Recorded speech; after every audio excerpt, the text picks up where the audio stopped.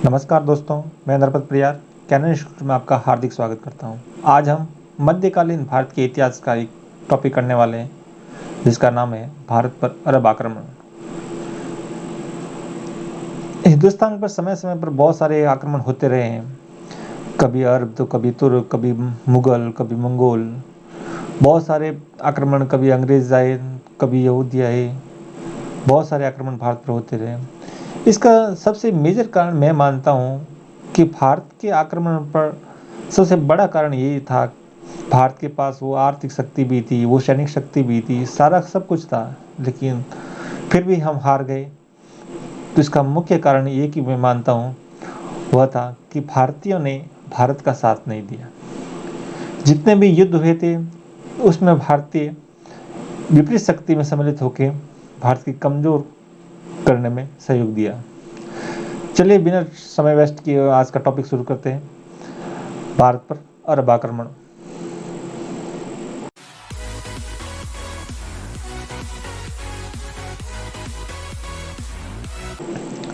तो अरब आक्रमण समझने से पहले हम इस्लाम धर्म के बारे में थोड़ा बहुत जानना जरूरी है, क्योंकि पूरा अरब आक्रमण इस्लाम के इर्द गिर्द घूमता हुआ था। तो चलिए जानते हैं इस्लाम धर्म का उद्भव किस प्रकार हुआ। इस्लाम की उत्पत्ति इस्लाम की उत्पत्ति हुई है अरब के रेगिस्तान में। कहाँ हुई? अरब के रेगिस्तान में। और इनके प्रचार में भाग लिया था मुख्य रूप से अरबों, ईरानियों,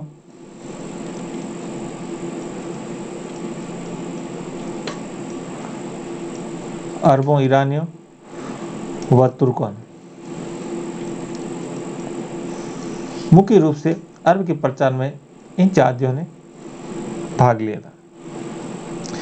तलवार की शक्ति पर आधारित इस्लाम की शक्ति का बहुत ही कम समय में प्रचार और उनकी विजय इतिहास की महत्वपूर्ण घटना थी। इस्लाम की उद्भव भी वर्ल्ड हिस्ट्री में अपने आप में बहुत ही इंपॉर्टेंट घटना मानी जाती है।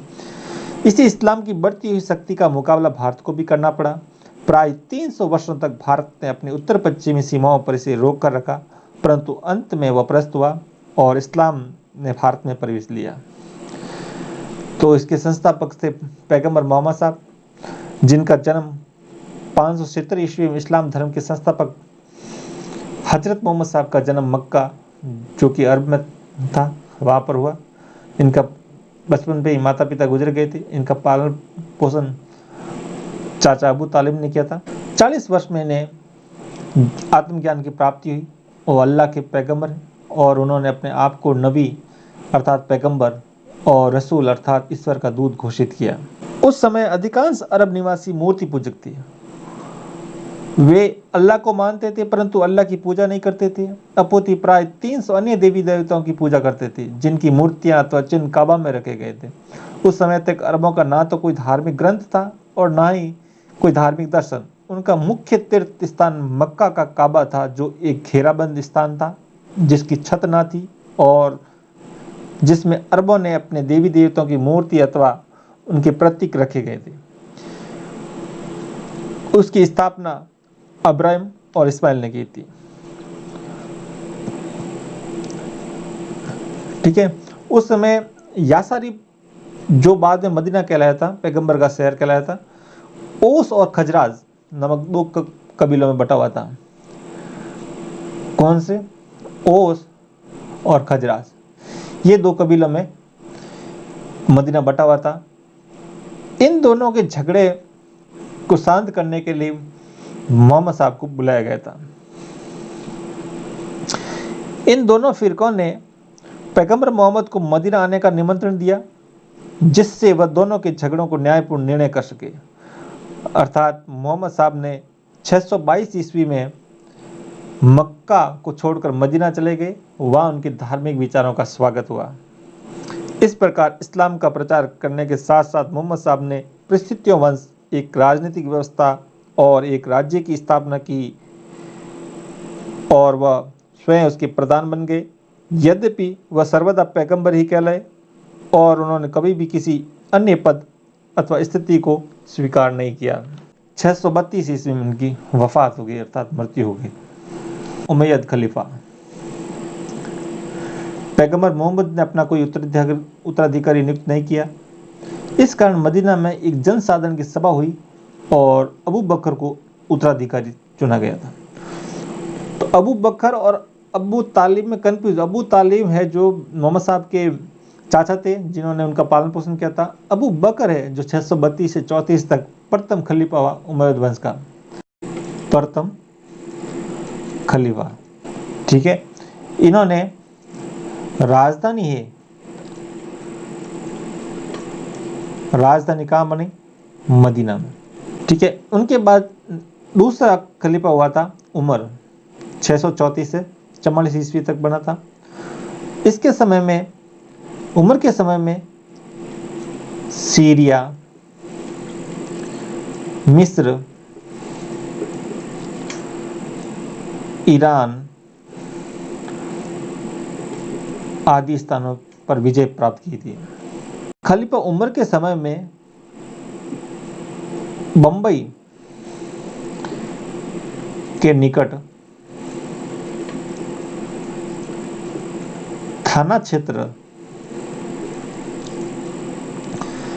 में 636 ईस्वी में प्रथम मुस्लिम आक्रमण भारत पर हुआ था। प्रथम अरब आक्रमण कह दो या प्रथम मुस्लिम कह दो, एक ही चीज है।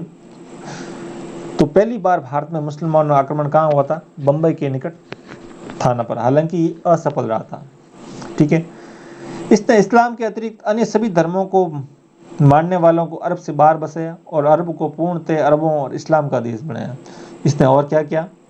अरब को पूर्णतः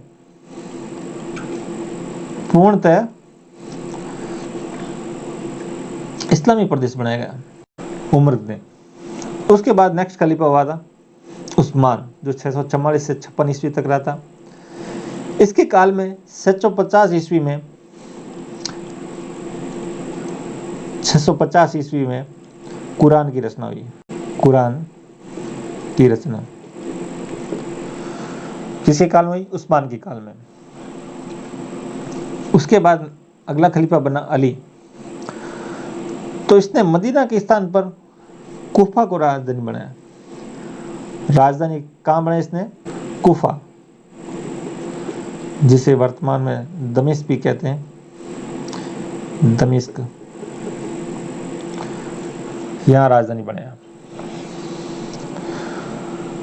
अब इन प्रथम 4 खलीफाओं को पवित्र खलीफा माने गए और बाद के 14 खलीफा धार्मिक प्रधान के साथ साथ शासक भी माने गए। यानी कि उमैयद वंश के कुल खलीफा कितने हुए थे? 18 खलीफा बने। खलीफा का मतलब होता है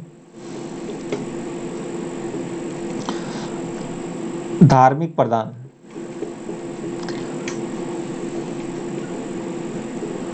ठीक है, इस्लाम जगत में जो धर्म का सबसे प्रधान होता है उसे खलीफा कहा जाता है।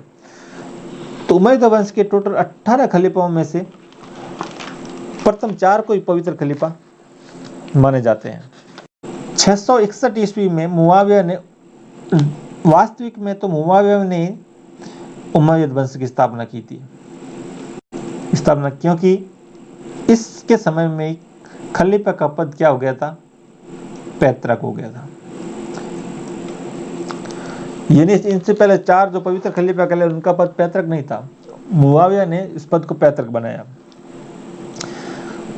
इसके बाद बहुत सारे खलीफा, वो अपने लिए इम्पोर्टेंट नहीं है। एक खलीफा 11 नंबर खलीफा वो इम्पोर्टेंट है, खलीफा वालिद।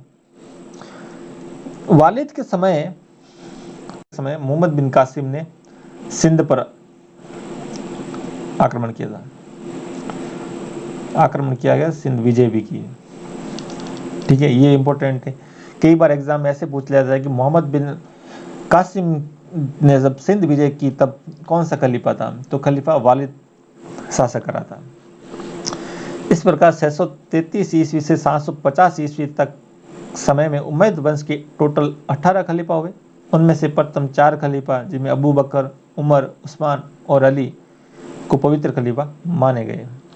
उमैयद वंश के खलीफा के बाद में अब्बासी खलीफा बने।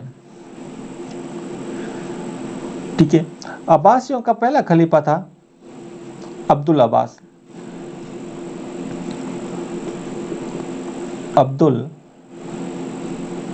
अबुल अब्बास। ये पहला खलीफा था अब्बासियों का, और कहते हैं कि इसने खलीफा बनते ही उमैयद वंश के सभी लोगों को मार दिया और उनकी लाशों पर कालीन बिछा के इन्होंने नाश्ता किया था। इसने उमैयद वंश के सभी व्यक्तियों को कत्ल कर दिया था। उसने कहा था कि मैं महान बदला लेने वाला हूं और मेरा नाम असफा अथवा रक्त बहाने वाला है। इस्लाम इतिहास में अब्बास वंश के शासकों ने सबसे अधिक समय तक शासन किया था। इनकी 500 वर्षों के लंबे शासनकाल में 37 शासक हुए या खलीफा हुए, यद्यपि उनमें से प्रथम 8 खलीफा भी पवित्र माने गए। अब्बासियों के टोटल कितने खलीफा हुए थे? 37। टोटल 37 का लगभग 500 वर्षों तक इन्होंने शासन किया। अब्बासियों ने अपनी राजधानी कूफा के स्थान पर बगदाद को राजधानी बनाया।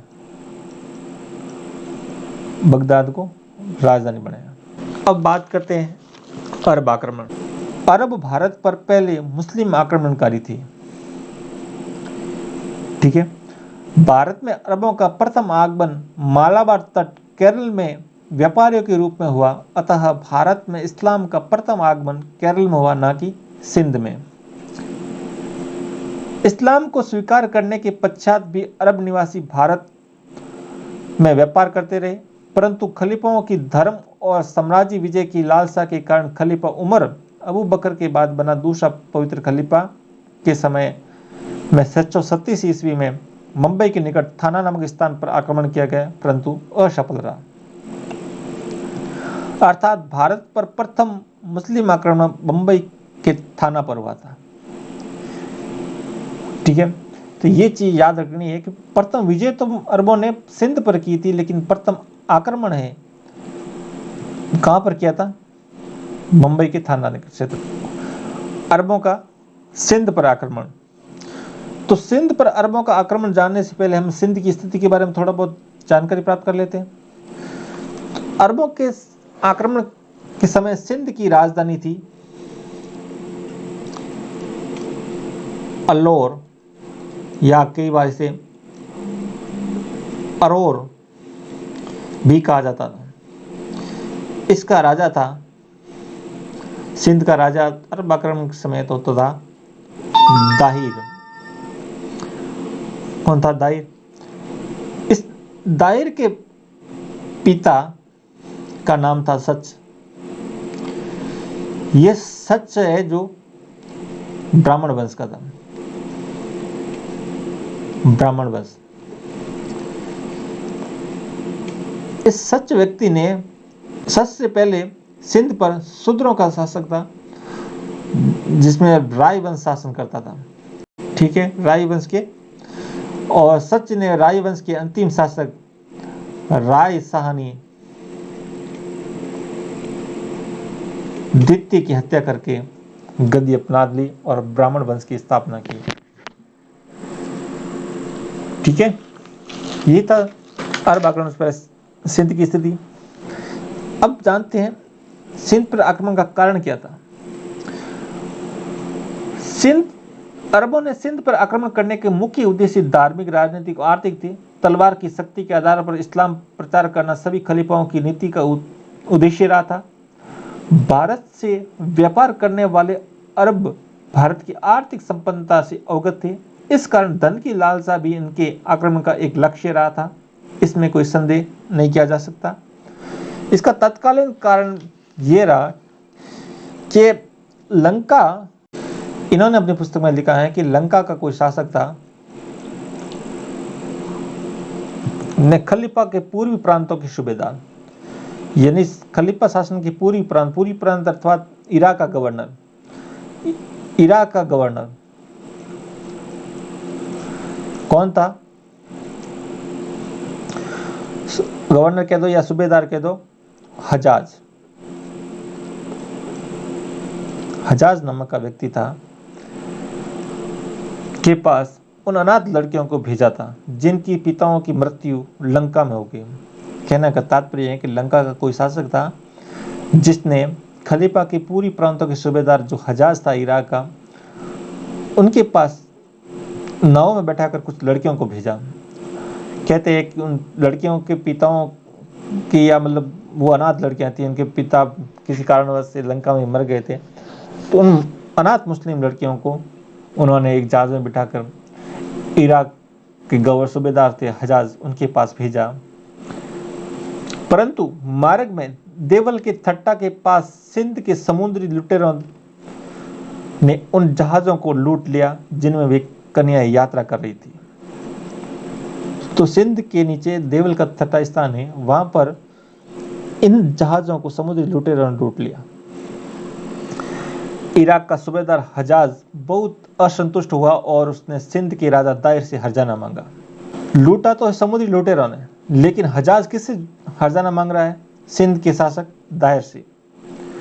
दायर ने समुद्री लुटेरों के कार्य का उत्तरदायित्व तो अपने ऊपर ना लिया और हर्जाना देने से भी इनकार कर दिया। दायर ने कहा, हजूर, इस समुद्री लुटेरों पर हमारा कोई नियंत्रण नहीं है, ना ही हमारा क्षेत्राधिकार है, इसलिए हम हर्जाना किस लिए दें? ठीक है, तो ये तत्कालीन कारण रहा कि सिंध हजाज ने फिर मोहम्मद बिन कासिम को सिंध आक्रमण करने के लिए भेजा था।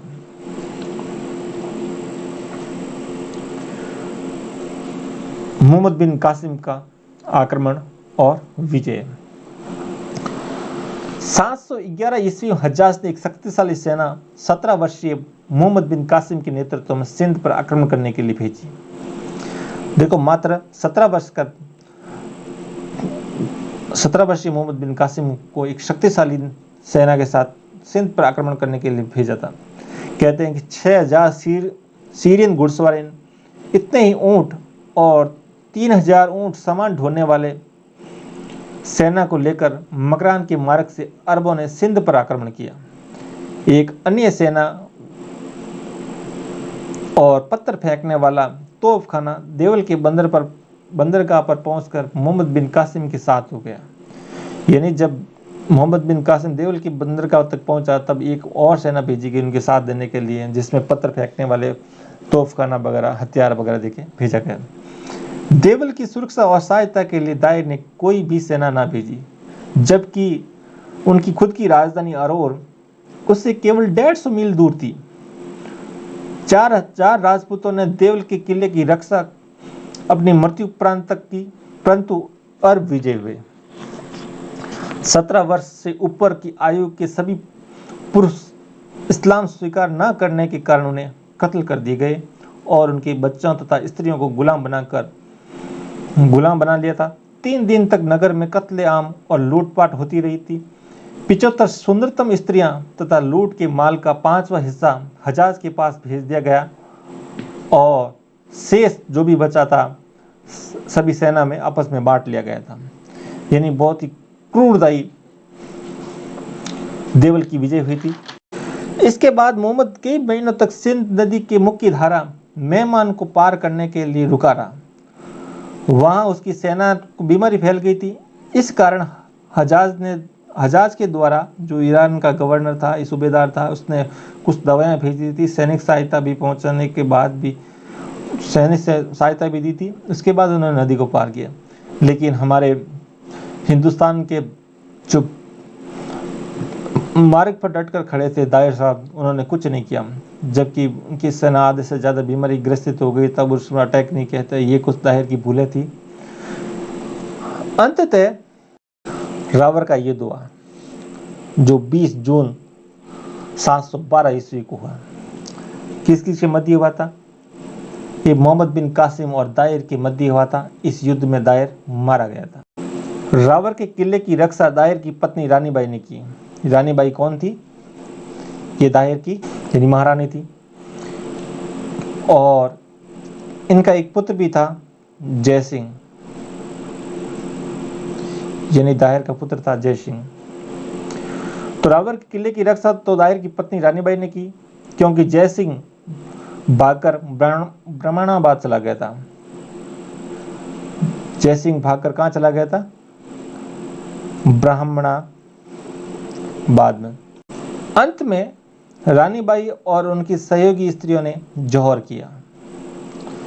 यानी भारतीय इतिहास में प्रथम बार जौहर करने वाली महिला कौन थी? रानीबाई। और भारतीय इतिहास में प्रथम बार जौहर का उल्लेख भी यहीं से शुरू होता है। ठीक है। मोहम्मद को दायर की संपूर्ण संपत्ति और एक अन्य पत्नी लाडी, उनकी एक और स्त्री थी जिनका नाम था लाडी, और उनकी 2 कुंवारी पुत्रियां सूर्य देवी और परमल देवी हाथ लगी मोहम्मद बिन कासिम को, और उन्होंने खलीफा की सेवा के लिए भेज दिया गया। इस प्रकार अरबों ने सिंध की विजय पूर्ण की थी। 713 ईस्वी में कासिम ने मुल्तान पर हमला किया। मुल्तान में एक देशद्रोही ने किले में जाने वाले पानी अर्थात जलधारा को बता दिया। अरबों ने इस पानी को रोककर मुल्तान के किले को आत्मसमर्पण के लिए मजबूर कर दिया। ठीक है। अरबों को मुल्तान से बहुत अधिक सोना प्राप्त हुआ। ठीक है। इसलिए मुल्तान का अन्य नाम भी रखा सोने का नगर। सोने का नगर, क्योंकि यहाँ पर मोहम्मद बिन कासिम को बहुत अधिक सोना मिला था। मुल्तान की विजय भारत में अरबों की अंतिम विजय थी। यही अरबों की भारत में अंतिम विजय थी। अरब आक्रमण की जानकारी। अब जानते हैं कि अपने अरब आक्रमण पड़ा था, मोहम्मद बिन कासिम ने सिंध पर अटैक किया, मुल्तान पर अटैक किया। इनकी जानकारी हमें कहाँ से मिलती है? तो सबसे पहले तो बिल्ला दूरी की पुस्तक है जिसका नाम है किताब फुतूल अल बल्दान। इस पुस्तक में 9वीं शताब्दी, ये पुस्तक है जो 9वीं शताब्दी की रचना है, और सिंध पर अरब आक्रमण की जानकारी मिलती है। एक और किताब है जो वेरी इंपॉर्टेंट है, सच्चनामा। सिंध पर अरब आक्रमण का सर्वाधिक प्रमाणिक स्रोत है। मूलतः यह पुस्तक मोहम्मद बिन कासिम की किसी अज्ञात सैनिक अर्थात सेवक द्वारा अरबी में लिखी गई थी। बाद में सच्चनामा को मोहम्मद अली बिन अबू बकर कुफी ने इसे नासरुद्दीन कुबसा के समय में फारसी में अनुवाद कराया था। फारसी में अनुवाद किसने किया था? मोहम्मद अली बिन अबू बकर कुफी ने। इन्होंने फारसी में अनुवाद किया था। फारसी से अंग्रेजी अनुवाद किसने किया था? यूएम दाऊद पोटा, इन्होंने फारसी से अंग्रेजी में अनुवाद किया था। ये नासरुद्दीन कुबसा आप जानते ही होंगे, ये मोहम्मद गौरी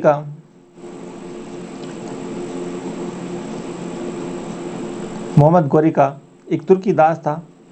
गौरी ने इसे मुल्तान अथवा उच्च, जो सिंध का क्षेत्र है, वहाँ का गवर्नर बनाया था, जो आगे हम आने वाली वीडियो बताएंगे कि तुर्क आक्रमण किस प्रकार हुआ, कहाँ हुआ था।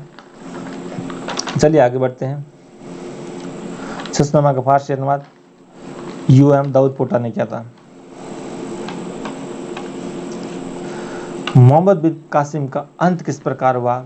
जो भारत में प्रथम मुस्लिम आक्रमण था, उसका अंत जानना भी हमारे लिए बहुत जरूरी था, क्योंकि ऐसे खतरनाक व्यक्ति का अंत भी खतरनाक तरीके से ही होता है। सिंध का विजेता मोहम्मद बिन कासिम अधिक समय तक जीवित ना रह सका। सच्चनामा में उसके अनुसरण करते हुए मीर मासूम, एक इतिहासकार था, मीर मासूम, इन्होंने लिखा है कि दायर की 2 पुत्रियां थी, अभी हमने बात की थी, सूर्य देवी और परमल देवी। इन दोनों कन्याओं को खलीफा के पास भेजा था। खलीफा के पास पहुंचकर इन्होंने शिकायत की कि मोहम्मद बिन कासिम ने 3 दिन तक उनको अपने हरम में यानी जनान खाने में रखकर उनके सतीत्व को भंग करके उन्हें खलीफा की सेवा में भेजा। यानी उन्होंने कहा कि हमें आपके पास सेवा के लिए हमने कासिम को अपना जूटन बनाकर भेजा है। खलीफा को उसकी सुंदरता पर मुग्ध हो गया था और बहुत क्रोधित हुआ। उसने आदेश दिया कि मोहम्मद को बैल की कच्ची खाल में बंद करके उनके पास भेजा जाए। मोहम्मद ने उन्हें आदेश का पालन किया था और स्वयं को बैल की खाल में बंद कर लिया, जिससे उसका जीवन समाप्त हो गया। जब उसकी लाश खलीफा के सामने प्रस्तुत की गई तो राजकुमारियों ने यह स्वीकार कर लिया था कि मोहम्मद का कोई दोष ना था और उन्होंने अपने पिता की मृत्यु का बदला लेने के लिए उस पर यह आरोप लगाया था। खलीफा ने उन दोनों राजकुमारियों को घोड़े की पूंछ से बांधकर घोड़े को उस समय तक दौड़ाया जब तक कि उन दोनों की मृत्यु नहीं हो गई। वास्तविक कारण राजनीतिक था, जो आधुनिक इतिहासकार सही भी मानते हैं कि इनका मोहम्मद बिन कासिम का मृत्यु का वास्तविक कारण राजनीति था। मोहम्मद बिन कासिम की मृत्यु का वास्तविक कारण राजनीति था। 715 ईस्वी में खलीफा वालिद, जो 11वां खलीफा था, के पश्चात उसका भाई सुलेमान खलीफा बना। वह हजाज से असंतुष्ट था, परंतु उस समय तक हजाज की मृत्यु हो चुकी थी। इस कारण हजाज के संबंधी और समर्थक उसके असंतोष का शिकार बने। मोहम्मद हजाज का सचेरा भाई और दामाद था। इस कारण याजिद को सिंध का नवीन सूबेदार बनाया गया और मोहम्मद को कैद करके मेसोपोटामिया भेज दिया गया था, जहां उनके शत्रुओं ने उसे अनेक यात्राओं देकर मृत्यु के घाट उतार डाला, अर्थात मार डाला।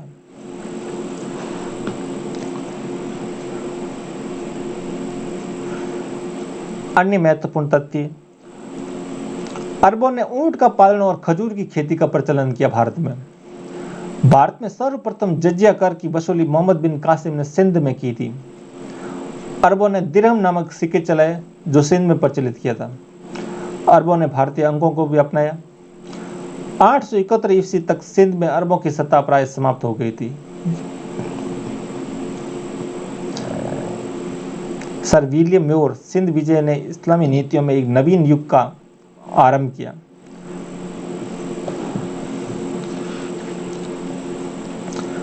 भारत सिंध पर आक्रमण के समय कश्मीर का शासक संद्रपीड़ था। संद्रपीड़ के बाद उसका भाई मुक्तिपीड़ ललित शासक बना, जिसमें कन्नौज की कोई शासक था जिसका नाम था यशोवर्मन। इसे यशोवर्मन को मुक्तिपीड़ ललितादित्य ने पराजित किया और मार्तंड नामक स्थान पर सूर्य मंदिर बनाया। यह भी कई बार एग्जाम में पूछा गया कि मार्तंड मंदिर का निर्माण किसने किया था? मुक्तिपीड़ ललितादित्य ने बनाया था। Thank you. ये वीडियो कैसा लगा मैं कमेंट्स में जरूर लिखें। जय हिंद, जय भारत।